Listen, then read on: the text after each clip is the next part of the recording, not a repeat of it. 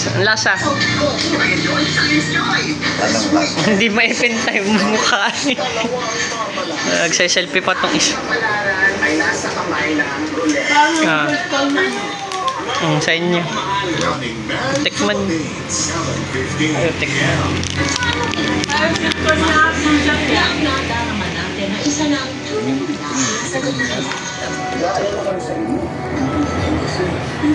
Parang nang harina yung Ano yan? Ano yan, May? May? May? May tangkay pala eh. May? Sweet corn. Joyce. Ha? Joyce, sponsor mo ko. Okay. Patingin, patingin. Mukha siyang totoong. Anong pagkain yan? Pagkain ng ano yan? Nakuta sa utak. Pagkain ng... Yung ano, yung pakwa, yung watermelon. Okay. Kaya ako napamo ko yung bike eh. Ayan ano, chip yun. Ito daw. Ano yun, love? Ano yun, love? Chocolate yun. Dinarayo pa rin yung weekend ang Tagaytay kahit pa nagdulot ng vlog ang kalapit na Bulkang Taal. Weekend. Kumusta kaya ngayon? Alamin po natin sa live na pagtulong na Sir Oida. Oscar, malamig ba? Sa kabila ng naranasang bag kamakailan na nanggaling ng Bulkang Taal, patuloy na ang turismo dito sa Tagaytay. Yun ay kahit pa koonti ang buhay dito ngayong araw.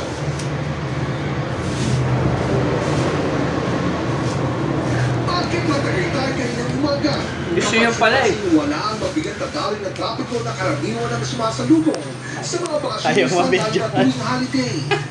Kaya wala yung mabidyohan. Luhan at kainan ng tawilis sa may palengke ng mahogani. Nasaan na ang mga tao? Yun ang napapansin namin lagi. Holiday po kasi ngayon eh. Dapat hindi ganyan. Hindi man kasi turista kung ikukumpara noong mga nakaraang holiday.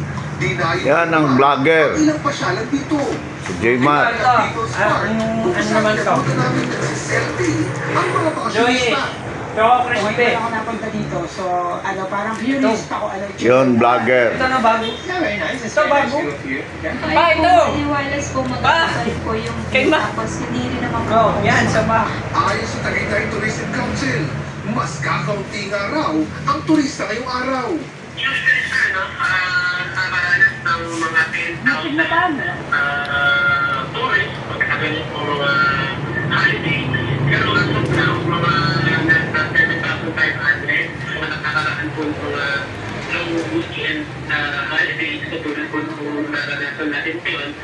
Dahil mas pinipili ko ng ating mga tourists na magpunta po sa ibang medyo relatively mas malayong lugar. Kasi po, ang Tagaytay naman easily accessible to them anytime. So they opt to go to other places po pagka ganito medyo extra long weekend holiday. Kaugnay naman ang bag. Kulang pa. Wala na raw nararanasan ganun ngayon. Wala naman po mga changes sa seasons. So, ngayon po, wala po kami nararanasan na effect